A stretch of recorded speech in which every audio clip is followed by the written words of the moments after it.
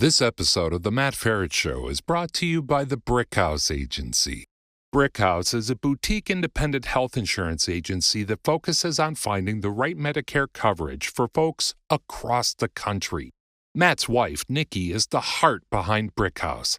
She's great at making confusing things clear and is passionate about helping people find a Medicare insurance policy that suits their individual needs.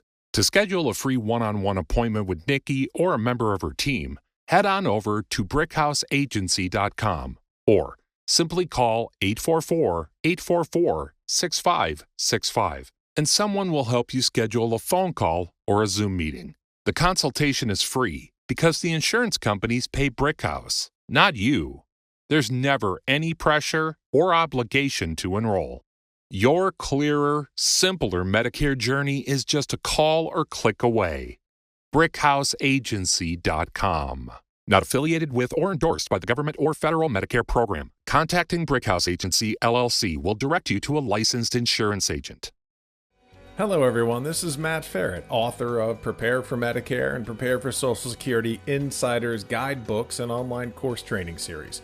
Welcome to another episode of The Matt Feret Show, where I interview insiders and experts to help light a path to successful living in midlife, retirement, and beyond.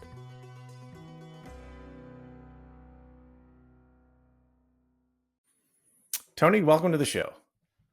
Hi, Matt. Thanks for having me. Thanks for being here. So tell everybody what you do, how long you've been doing it, and how you help people. Oh, cool. Yeah. So what I do, I'm a co-founder of a registered investment advisor, a wealth management firm here in Northwest Ohio, little town called Findlay. Founded the firm in 2002, or co-founded the firm in 2002. So we've been helping people invest wisely through a lot of volatile markets for the past 21 years. And so, yeah, I've been in business 21 years. Prior to that, I worked at a CPA firm and obviously running numbers and being behind a 10 key all day and filling out Form 1040s just didn't end up being what I wanted to do with my life. So being able to sit across the table from a client who looks across the market landscape and doesn't quite know what to do has been really fulfilling. And so, yeah, I've spent my career helping individuals make wise decisions with their money. Well, it sounds like a very worthwhile and much needed career. Yet you're also an author. So can you talk about A, your book, and B, why you decided to write one? Yeah. Well, the book is Retirement Stepping Stones. We released it going on a couple of years ago. And it really was born out of a personal tragedy that I went through that really changed the way that I offer and give financial advice to my clients. And so would it be okay, Matt, if I kind of told the backstory as to why I wrote that book? Please do. All right. Well, I guess if we backtrack to when I was a kid, I was normal everyday childhood. My dad was a factory worker and a farmer, and my mom was a nurse. And she actually graduated as a registered nurse in 1971, way before I was born. But once my sister and I came into the world, she realized that working a swing shift at a local hospital just proved it difficult to raise a young family. And so she desired to have more stable hours and a steady income. And so she found her way into a home health agency locally. And this would have been early 80s. And this is when hospice began to become a thing. And Matt, I'm sure by now your audience may know what hospice is, but just as a one sentence reminder, it's kind of when the healthcare industry is done with a patient and there's really nothing left for them to do. And they really want them to go home so they can be surrounded by loved ones and familiar surroundings as they depart this life and enter the next. And my mom found her purpose and her calling in this particular career.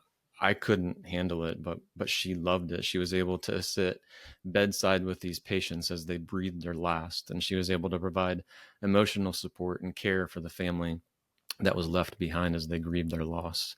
And she'd get up for work the next day and repeat that same thing over and over again. She worked her way up. I couldn't do it. I couldn't do it either, Tony. I mean, God bless the people that can. Amen. Yeah. For sure. So she worked her way up through the ranks and ultimately became the executive director of a local hospice agency. And it was there that she found her greatest calling, her significance and her purpose. But fast forward to the mid 2000s, and that was when electronic medical records really began to become a thing.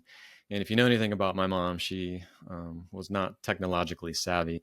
She ultimately ended up finding herself behind a desk instead of beside her patient providing care. And this ultimately led to the largest career burnout I had ever seen. And she wanted nothing more than to escape that rat race and to retire back on the farm that my dad and her still lived on. And well, she did the right thing. She contacted her primary financial advisor. It wasn't me. We separated family and business, which is always a good thing. And so she asked her primary financial advisor the magical question: do I have enough money to retire? And this advisor whipped out her software, her credentialing, and her experience, and gave my mom the green light to retire. Well, I was 8 years into my career at the time, so this was 2010, and my mom wanted to give me the honor to provide a second opinion. So she gave me her numbers, and I too, I ran. I got out my software, my experience, and my credentialing, and I too came up with the same result. I also gave her the green light. Mom and dad had enough money to retire. And so she did.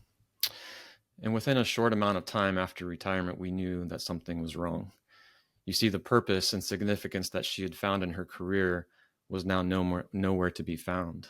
She knew exactly what she was retiring from, but she had no idea what she was retiring to.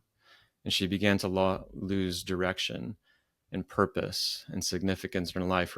Her title is what defined her, and she didn't know who she was apart from being a hospice nurse. She had enough money to sleep at night, but not enough purpose to get up in the morning. She fell into a deep depression, and 6 months after retirement, on the morning of March 22nd, 2011, my mom, Pam Hixon, chose to take her life. Oh man, Tony. The ripple effects of that, Matt, were staggering. My dad, they were high school sweethearts. He had no one to navigate the second half of life with. My sister and I had no mom. My kids, her grandkids, would miss out on the blessing that their grandma would be to them. And I was left to pick up the pieces. You see, I was one of the financial advisors that gave her the green light. And the immense amount of guilt and shame was immense. But I chose, by God's grace, to turn this tragedy into triumph and these stumbling blocks into stepping stones. And I sought to learn from this experience so that others who would come after her wouldn't suffer from the same mental health anguish that may come from an unplanned retirement. And so I wrote the book to help people navigate the transition into retirement from a non-financial perspective, answering the question of who am I? What am I going to do next? What am I retiring to? How will I derive purpose in my second half? How will I make my future bigger than my past? That's what the book's about. That's my why, and that's why I released it, Retirement Stepping Stones, a couple of years ago. Yeah, thank you very much, Tony. That is a extremely moving story and sad story. I kind of, well, it's how do I ask this? When you were the second opinion for your mom, you were doing what you'd been trained to do, doing what you thought was right, doing what you're doing for other clients. And you gave her the green light to retire financially. It's not even a fair question for me to ask why you felt guilty, right? It's the stages of grief. There's a million reasons why that, but was it more of a sense of you thought you should have maybe asked more of the questions around, okay, what are you retiring to? Or was it just part of the grieving process? Because, I'm sure you've been told this before, and we don't know each other, but I'll say, that's not that's not your fault. Mm-hmm. That's a different piece, isn't it? Thank you. Yeah, I appreciate your kind words, Matt. I think it was part of the grieving process, and I heaped guilt on myself that I should have known better. I should have asked more questions. I should have recognized the signs. I should have reacted differently. My dad, my goodness, he has guilt beyond comprehension. It's been 12 years, and he still rethinks different things that could have been different. Sure. Yeah, the immense amount of guilt is self-given. It's nothing that I was trained for. I went to college. I have designations. At no point did I receive mental health counseling during those training, but I still felt guilty because that was ultimately the decision that drove her to her decision to commit suicide. You mean the decision to retire? Mm-hmm. Yeah. Yeah. Ultimately, So you think if she didn't retire, what's that? Yeah, I think ultimately, Matt, the statistics would reveal that 40% of retirees will experience some sort of anxiety and depression after retiring. And a large majority of retirees actually will get divorced because ultimately they go from a bit of healthy separation during the career phase to now being together all the time. And so, yeah, I think that retirement in life, we have life quakes. We have situations that occur that cause significant changes that occur that cause us to really be stressed out and can cause anxiety for us. And the way to mitigate that is through proper planning. And because mom wasn't prepared for what was next, she was unable to mitigate the anxiety and depression that came from that decision. Do you think, I mean, this is a total guess ask, do you think do you see this in healthcare professionals? I mean, hospice, when I said in the middle of it, you said it too, like, I couldn't do it. I mean, that is it takes a very special person to be able to provide that end of life care over and over and over and over. And I've not looked any of these up, but I have to imagine folks in the healthcare profession, or, you read firefighters, or you read, I mean, farmers have a high rate of suicide. I do know, I've read that over the years. Do you think it has to do anything with the actual profession they're retiring from and some sort of subconscious piece, or is it the purpose piece that you mentioned because they had such an impactful career and profession? Matt, I don't know if you know how deep your question really goes, but I've done a lot of thinking about this very topic that you're addressing. And what did my mom do? She sat bedside next to a patient that breathed their last.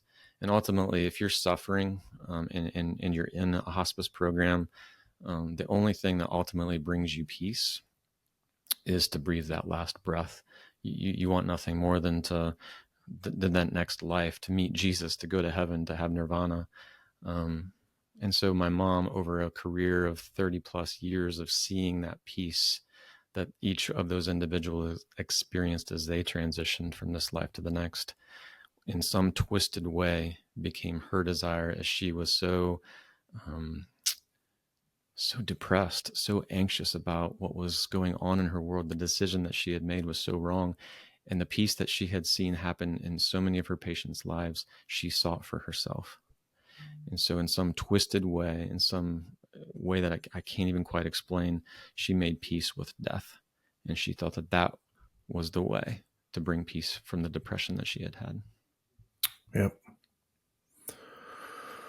I understand the comment, but obviously not anywhere near the depth. Can't. And I don't think anybody could, other than those who have lived through something like that. So thank you for addressing it. Really sensitive topic, and hopefully I didn't ask anything that was silly or offensive. Let me move towards your pivot then, from moving from just financial planning, i.e., do I have enough to retire, to the other pieces of this. I mean, this is an industry, you're part of an industry with many large firms, many independents. The quantity and quality, depending upon where you live, can vary wildly in terms of experience, expertise, and recommendations. You came out of this, I don't know if you ever do come out of, death of a parent, but you've evolved from that time. 12 years ago into doing what you're doing now. So tell me about working with clients in a different way as a result of this. And then more broadly, perhaps talk about the industry and where it's moving or where it should. Yeah. Yeah. I would be quick to say that the learnings that I describe in the book and that we'll talk to you about today didn't happen overnight. It was a process. And so I can't say that the things that we're doing in 2023 were things that we were doing even 10 years ago. They were just ideas and concepts and motivations that came to mind as I sat across from clients during their transition. And I started to think, well, what if I could ask the question this way, or what if I could help them this way? That had nothing to do with Roth conversions, that had nothing to do with tax planning or nothing to do with numbers, but just to help them really start to think about making their future bigger than their past, figuring out what could be plan B for them. What could they do to not experience that loss of purpose that my mom felt? And so, I guess the way that we're expressing that now is we actually have a coaching program here at our firm. So we have a life coach. His name is Scott Miller, and he provides no financial recommendations in any way, shape, or form. Rather, he gets involved in our clients' lives to ask them the right questions. It's Bill Belichick and Tom Brady, right? He doesn't go backwards and say, what kind of childhood trauma did you receive? And he's not a counselor, he's a coach. He's extracting the best out of our clients. They've had 30 plus years in their career. They've got skill sets that they can continue to bless humanity with. Just because they're retired doesn't mean they're extinct, right? Retiring an asset means it's out of service. They're not out of service. They still have their second half of life to live. And so what Scott does, what our firm does, is we embrace the client in that transition, and we encourage our clients to take what we call a halftime, right? So a halftime during a football game, you go into the locker room, you assess what happened in the first half, and no one remembers the score at halftime. No one. I don't care what sport you believe in. No one remembers the score at halftime. But you come out in the second half and you win the game. And that's ultimately what our firm is about, is really helping our clients transition into a life of purpose, into a life of meaning, into a life of significance beyond their title at work and beyond what they may have been able to accomplish during their day job. They can now live a life of their dreams, and we encourage them to do that. So walk me through, if you don't mind, and I love the concept. Walk me through, if you don't mind. Let's say I'm a new client, and let's pick an age. I don't know. What age is a good age to start? 40, 45, 35, 55? Any given age? Let's say 55. Perfect. All right, let's say I'm not planning on early retirement in whatever shape, form you want that. Mm-hmm. How do the conversations start? I guess normally in my brain it goes, "Hi, I've amassed a bunch of 401k money or a bunch of IRA money. Maybe I've paid some college tuition that's now gone. And now I'm kind of getting to a point where I know I need some help and I don't want to mess things up for the time I eventually do retire financially." Right. So it's always, well, I would imagine the first intro is financial planner can help me with financial things. And so take it from there. Let's say I came to you and said what I just said, financial planner. Yeah, that's right. Yeah, I would simply, you're asking really good questions. I love your show, Matt. I appreciate the opportunity to be on. Oftentimes, if you would come to me right away with those types of, we would answer all your financial questions. We wouldn't really push the topic of what's next until you were ready. If you came to us really wanting to solve your number, we're going to solve for your number. But along our client relationship path, when it becomes appropriate for me to ask you this question, who are you? Who are you apart from your career? And oftentimes that question is stunning, because in your career phase, you're busy. And Matt, I know you're a father of, is it four children that you have? Three children. Yeah. And you're raising those kids. You're a busy father. You own your own business. You're a busy person. You're paying off the mortgage. You're climbing the corporate ladder. And it's very easy when that question percolates, it's very easy to suppress it because you're busy. But upon retirement, that question rises back to the surface and there's nothing there to crowd it back out. And so you're forced to reckon with this question: is who am I apart from my career? And all of a sudden, you don't know. And that's where my mom was. She couldn't answer. I'm a hospice nurse. Well, no, you're not. You're retired. Well, who are you? And so what we do in that first phase of coaching is to really help them identify their values. And so perhaps for you, Matt, I'm not sure, where's a place that you enjoy to volunteer your time at? Mm-hmm. Where Oh, here, feed my starving children. that's so beautiful. And yet you're in the career phase, you're busy. You don't have enough time to be able to volunteer a lot. Perhaps now's your opportunity Correct. to volunteer more. Perhaps now's your opportunity to make a larger impact. Perhaps now is your opportunity to really find your why, to identify who you are, what's important to you, what values do you want to leave for the next generation? How do you want to build into your kids and grandkids? What impact do you want to leave on this world before you breathe your last? That question starts with who you are. And we're there, our coach is there to help our client interpret and answer that question. So if I'm a potential client and you hit me with all those questions, my hair is gonna blow back, and I might lose some of it in the process. Those are really heavy questions. How long does it normally take? Is it, if people have immediate answers, can you kind of move, or do you find most people are like, whoa, wait a minute, should I fill a form out? Can I have a minute? How long does it take to kind of, once you start to answer these questions, what's the process like for most people? For sure. So what we have discovered is that you are absolutely right. It is a heavy topic, and we're not counselors. We're coaches. We want to help coach them into the second half. What we've found to be a good way to delineate who they are and their top values. Have you ever heard of the value cards? It's a 52 card deck where we have articulated 52 values on this card deck. We hand that to the client and we say, make 2 piles. If the value on this card seems like you, put it on your left. If the value doesn't really resonate with you, put it on your right. And so they make a very quick process of that. And we say, shove the ones off to the right, get them off the table. Now take the ones that were important to you and get those down, delineate those into 10. And they spend some time to get it down to 10. They're like, they're really proud at that moment. Here's my 10 values. And we're like, I'm sorry, we want you to whittle that down to 5, right? Oh, So they yeah. take some time and they whittle that back down to 5. And what percolates to the top, what has to happen is those top 5 values become the beginning conversation stage for what could be next for them. It's the impetus for ideation of what their dreams could be in their second half. So to answer your question, that's a conversation starter. And once we identify what those values are, it can take a series of meetings, a series of them meeting together with their spouse if they happen to be married.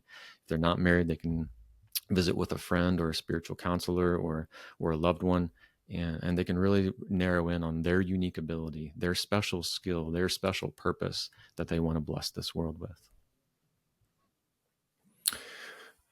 It's a good process. I can imagine it takes, I'm sure it changes. If I said, Tony, I'm going to retire. And then you said, great, let's go with your financial piece. Let's go with your retirement planning. I'd say, great.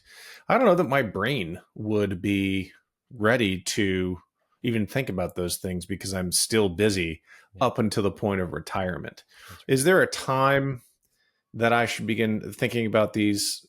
I guess they could be called existential questions. Mm-hmm. Is it years before retirement? Do I have to get my job, if I identify with it so much, or my function in life during working time away? Do I have breathing space, or is it different for everybody? Yeah, that's a great question. It's different for everybody. And in a sweet spot, it would be about 2 years out.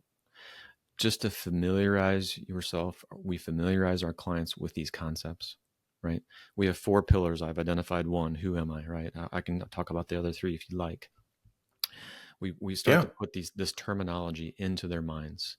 We start to get them thinking like, oh my goodness, this is a big decision. And not just from a financial standpoint. This is a big decision from a non-financial standpoint too. And then they continue to wind down their career over the next few years. And then upon retiring, that's when that halftime takes place. And during that halftime, they breathe. They do their house projects. They go on their golfing trips. They take their travels. They have their alone time with their spouse. But there comes a point when that gets boring. We sensationalize Yeah, that. I can imagine. Yeah, we sensationalize retirement on the beaches, on TV all the time. At some point, those things become rote. They become routine. They become boring. You can only golf so much. And once they get to that stage, then it's when our coaching really takes root, and we're able to talk about those extra pillars, and for them to really craft, formulate, dream, and navigate what their second half looks like. So a halftime can take anywhere from 6 months to a year. Any more longer than a year, it's a little less impactful, but it seems like 6 months to a year is a good sweet spot. I would be quick to say, Matt, too, that for those of your listeners who's like, wow, this guy thinks that retirement sucks, right? Like everybody who retires is going to get depressed or anxious. I'm not implying that in any way, shape, or form, but what I am implying is that my story led to that.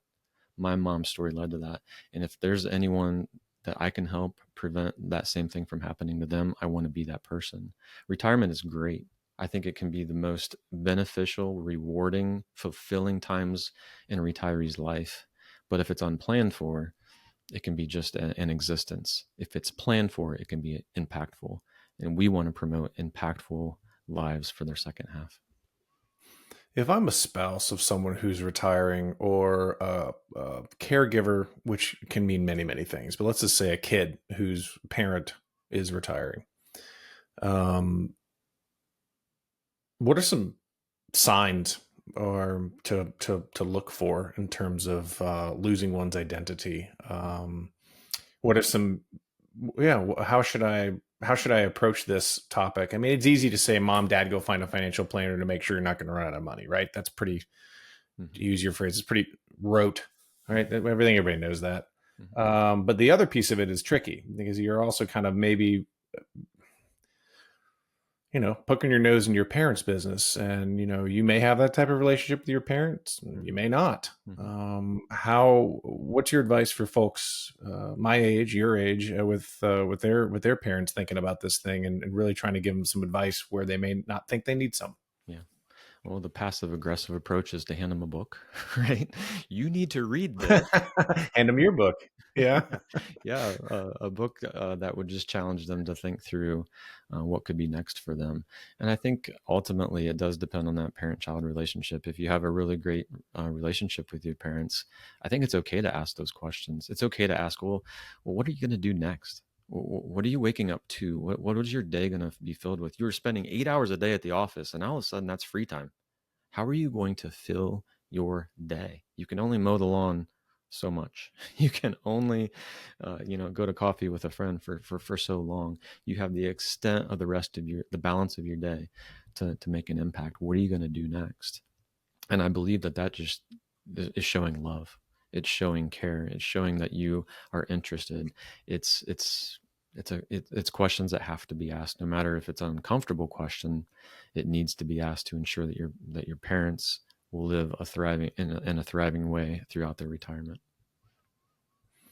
Are there any personality types, A, B, and then there's BA and AB? I mean, whatever, they're all over the board. People try to categorize folks into this. Are there any type of personality types? I mentioned, and I think you did too, professions that can lead to these, I guess, more impactful transitions from working to retirement. Have you seen any personality types or ages or parts of the country? I'm just kind of interested in the demographics of it, if you've got experience with it. Yeah. The healthcare industry is definitely an easy one to pick on, especially doctors, right? Because you've been referred to as a doctor, Dr. Feret, for the balance of your life. Is that how you say your last name? Is it Feret? Yeah. No, it's just a misspelled weasel. That's correct. I didn't know if it was French. Maybe it was Feret. I wasn't sure. Oh, people trying to get fancy with it, but there's nothing fancy about this. It's just Feret. Ferret. Dr. Feret has been a doctor for 30, 40 years. And then all of a sudden, upon retirement, he becomes Matt, right? And Dr. Feret went to all of these community functions, and on the name tag, it said Dr. Feret. And then number one, he's not likely going to get invited to the community functions anymore. And if he does, his name tag will drop the doctor from in front of it. And so ultimately that title change, that the pride that's wrapped up into that career is gone away, and that title has gone away. So we do see a lot of that 40% of depression and anxiety in new retirees. A lot of that is concentrated in the healthcare industry. Another area of concentration is small business owners. So you've blood, sweat, and tears into your business. You've built it from nothing to, especially founders have built it from nothing to something, and to leave your baby can be really unsettling. Can be a really hard transition for small business owners. As far as areas of the country, no, it's agnostic. We're all humans, even though that's rural or urban or West Coast or East Coast. We're human beings, and retirement is a life quake. It's a life transition that can be so unsettling that it can cause that anxiety that our firm and that our message is to try to prevent. So area of the country doesn't matter, but definitely career and title certainly does. I've had you've reminded me of something I've said to a lot of people, because I've worked for several different, big companies, small companies, medium-sized companies, and I've always kind of, I don't know if I picked it up or made it up. I've called about real friends and work friends. When you have work friends, you've got 15, 20 people at work that you're friendly with, you work with all the time. They're work friends. And when I've left, and I don't think it's just because I'm an disagreeable guy. When I've left, it's usually one, maybe two, who will be real friends. They'll make that work friend to personal friend transition, but it's only one or two. I got to think that can be jarring for people when they're filled with, the vibrancy of coworkers. And even if they're just meeting, if they've transitioned to virtual work and doing what we're doing, staring at a computer screen, but they're still staring at faces. They feel like they have a camaraderie. And then when they leave, poof. Have you found that to be true? Yeah. Matt, you're picking on our third pillar. Our first pillar is who am I? The second is, well, if that's who I am, then what's next for me? How do I make my future bigger than my past? It's the dreaming stage. The third pillar is social connections. Who's coming along with me on this journey? Because ultimately, you're correct. And I think my mom experienced that. She had plenty of workmates, but she didn't have any playmates. Right. And so when she retired, her friends, her workmates were still employed. They were still at the office. My dad hadn't retired yet. He was still at work. And so they were just unavailable for connecting throughout her day. And that's ultimately true for many retirees as well. You build 40 plus hours a week with your workmates. You build friendships, social connections in. When that's gone and eliminated, and you're staring at your spouse, your significant other, getting in her business, messing with her routine, that can be very, very unsettling for a marriage as well. And so it's really articulating who's coming with me in the second half, and how can I balance those social connections to ensure that I'm accountable, that I have, we were made for social connections. COVID proved that. The social distancing and the lockdowns weren't good for humanity. But now that we're through that, it's fun to be able to give a high five, a handshake, or a hug. And that's what we were built to do. And so we believe and we're convinced that social connections beyond retirement has to be thought through, planned for, prepared for, and accepted before they move into their second half. Thank you. So without stumbling into the fourth pillar, just tell me what it is. I was going to see. I mean, you're doing so well. The fourth pillar. The fourth pillar is leave a legacy. And Matt, ultimately I'm a financial advisor. And so when I hear the word legacy, and maybe when you hear the word legacy, you ultimately think of estate planning documents, right? That's where you leave your legacy. You tell who gets the armoire and who gets the painting on the wall, and you just express it all in verbal form and written form on your estate plan. And we fight against that. We don't believe that legacy has to happen upon death. It doesn't have to be written in an estate planning document. Your legacy can start today. So Matt, you're a father of 3 kids. What legacy do you want to build into those 3 children today? What men and women do you want to thrive in their career and their families in their second half? What volunteer or nonprofit organization or ministry do you want to be a part of to allow your impact to be felt today? What donations, monetary donations, do you want to make so that that organization or ministry can thrive and the impact can be felt bigger, as opposed to bestowing it to them upon your death and you don't get to see any of it? So we backtrack and we start to say, estate planning documents are right and proper, but what text of encouragement, what note of gratitude can you write today to make an impact and leave a legacy for the next generation? What if I don't want to retire, but I don't want to keep doing what I'm doing for 40 hours a week? Yeah. How do I know that? Or B, what if I get into the retirement and go to halftime and then come out, like you said, bored? Yep, I've ticked off my blue sky dreams. I've gone to the Taj Mahal. I went to Machu Picchu, and now what? There's part of both the financial planning piece and the retirement planning piece. It seems like that might happen quite a bit, and you might need to be flexible. Absolutely. So in our coaching program, we force our clients to do what we call a plan B, because ultimately plan A is the Machu Picchu and all the fancy words you just said.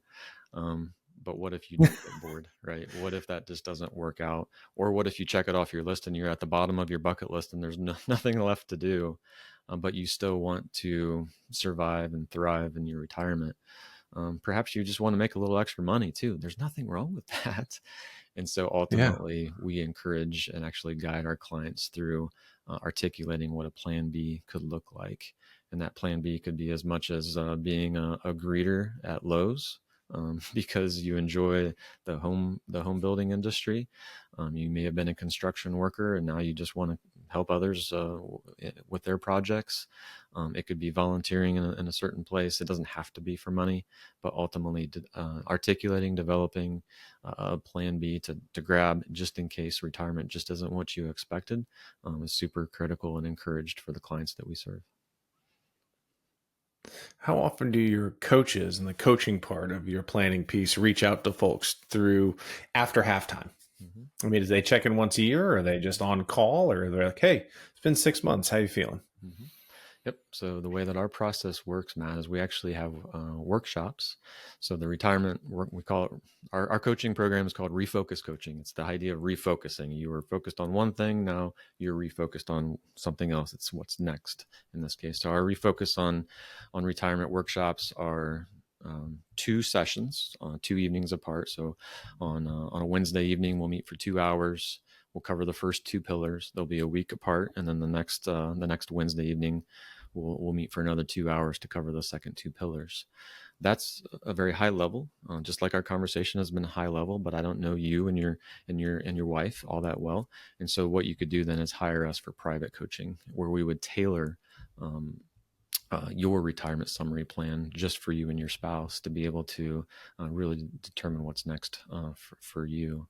And so from that point, we would typically allow that coaching, the private coaching, to take place for between 3 and 5 sessions of an hour each. By the time those 3 to 5 hours are complete, there's a really solid plan in place.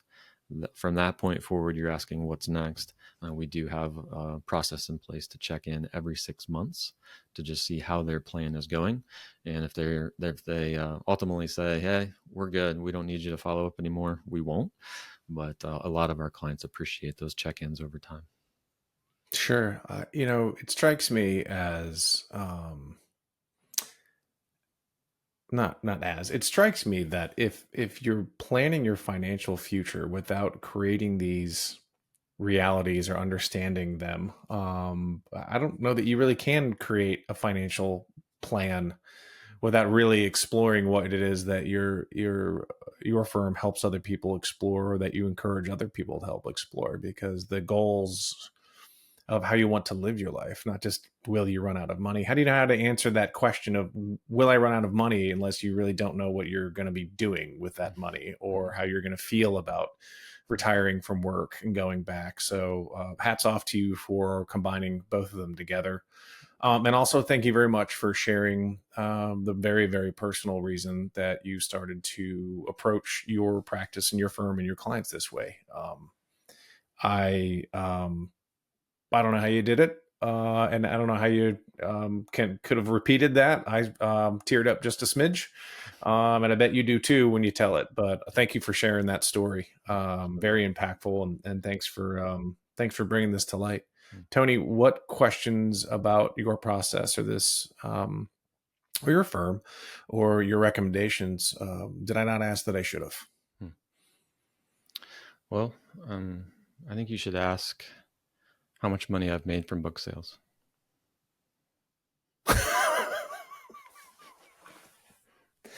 You know, you have perfect timing, and your delivery is dry, because I didn't expect that. But that's a fantastic question I should have asked. I don't know. Do you really want to tell me do you want to tell me how much you've made on book sales? I absolutely do. You want to ask me?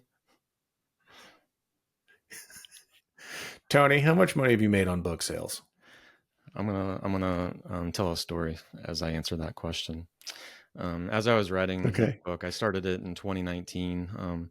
Basically, a few people had encouraged me to put these learnings in the book form, but I'm not an author. I'm a financial advisor. And I thought, what a daunting task. But I couldn't let it go. I couldn't shake it. I thought they were right.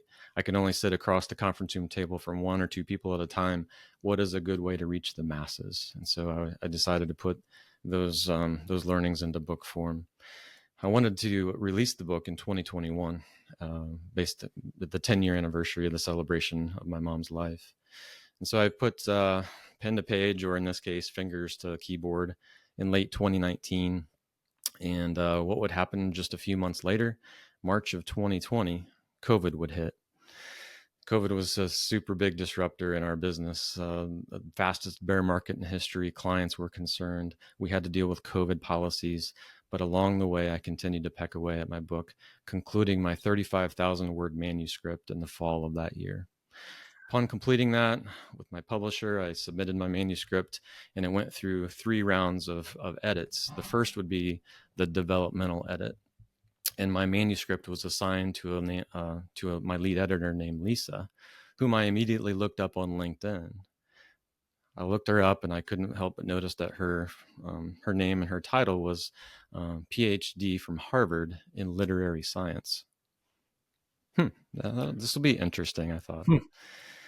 5 weeks later, I received my manuscript back. And I don't know if you've used the track changes function in Microsoft Word, but ultimately, if there's a change, it turns it red, right? When I opened my manuscript, I saw a sea of red. This lady had destroyed my work.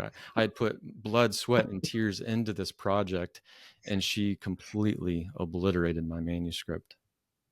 And to be honest with you, Matt, I was devastated. And I went through a period of time where I was just plain mad. I wanted to give up. I wanted to stop. I immediately called my business partner down to my office, and I pointed at my screen and I said, look what she's done. She's destroyed my work.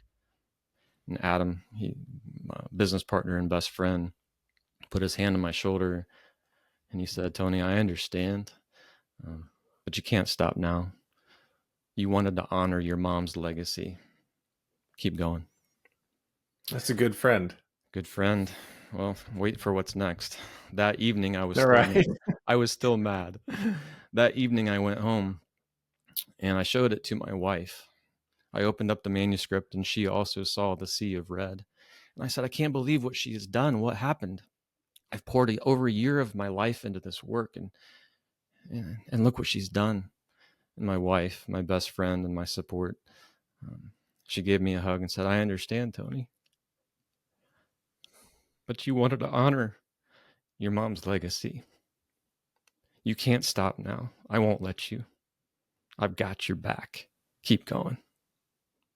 And later that evening, I shook my fist at God and I said, what has this lady done? I thought that this was something that I should be doing. Why did you let this happen? And I've never heard God speak to me, But in my spirit and in my heart, I heard him say, Tony, I gave you a PhD of literary science from Harvard. You're welcome. And with that, my attitude changed. And I couldn't wait to get back to the office the next day, where I patiently and painstakingly went through each and every one of her edits. And she made that book the way a better version of what it is today. I appreciate Lisa now. Well, around that same time, I met with a business mentor and friend of mine. He was an older gentleman that was always been there for me, but he had recently retired as a CEO of a large business. It was about 6 months into it, and I wanted to check in to see how he was doing. We went at a local coffee shop, and when he came in, he was a semblance of the man that I once knew. His countenance was down, and as he sat at the table, I asked the cordialities, how's the weather, how's the family, and I expected him to tell me about all his travels and his impact with grandkids and how his nonprofit passions were filling his time. Instead, I saw a man who was lost, who was directionless, who had lost his purpose. And need I remind you, Matt, sorry, a mentor of yours. So you've met with him for a long time and a big change, huh? That's got to be unnerving. Need I remind you, Matt, I was 5 weeks into my edits at that time. To say that I knew my content is an understatement. I knew it cold. The book wasn't going to be released for another 8 months, but I knew it that day. And for the next hour, I was able to communicate the principles that I've communicated today to you.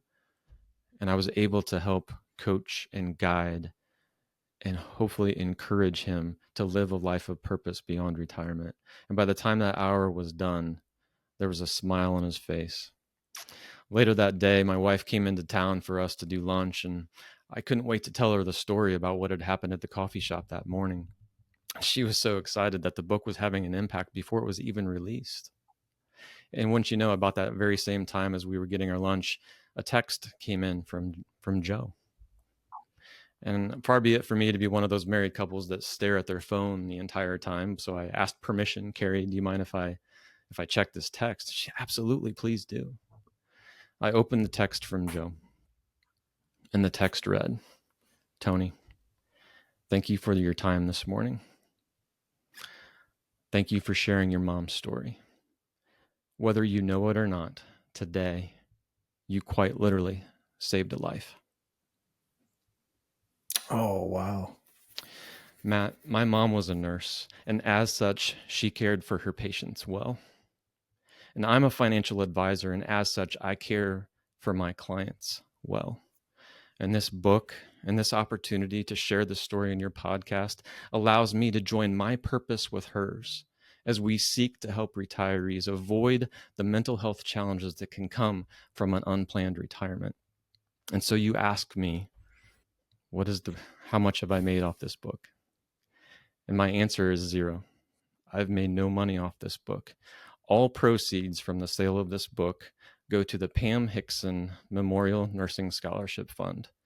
We set up a scholarship fund that would bless a nursing college student that displays good grades and financial need. And each year that scholarship recipient is selected, and my wife and I are able to meet with them and tell them this story and to encourage them to not just to care for others, but to care for themselves as they enter into the healthcare field. All proceeds from the sale of this book go to that scholarship fund. I've made 0, but my heart is full and my passion is strong. And I desire to help retirees avoid the mistakes that can come from an unplanned retirement, to allow them to survive and thrive in their second half, to continue a life of meaning beyond retirement, to make their future bigger than their past, because they matter. They matter to this world. They matter to you. They matter to me. And I want to see them thrive in retirement. Tony, thanks so much for being on the show. Thank you.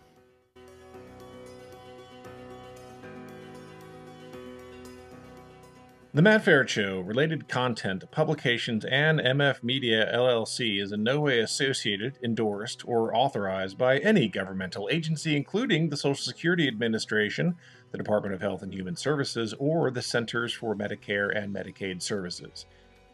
The Matt Feret Show is in no way associated with, authorized, approved, endorsed, nor in any way affiliated with any company, trademark names, or other marks mentioned or referenced in or on The Matt Feret Show. Any such mention is for purpose of reference only.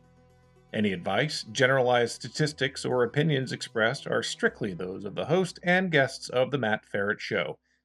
Although every effort has been made to ensure the contents of The Matt Feret Show and related content are correct and complete, laws and regulations change quickly and often.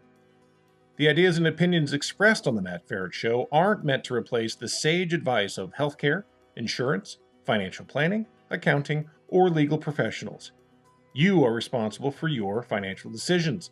It is your sole responsibility to independently evaluate the accuracy, correctness, or completeness of the content, services, and products of, and associated with, The Matt Feret Show, MF Media LLC, and any related content or publications.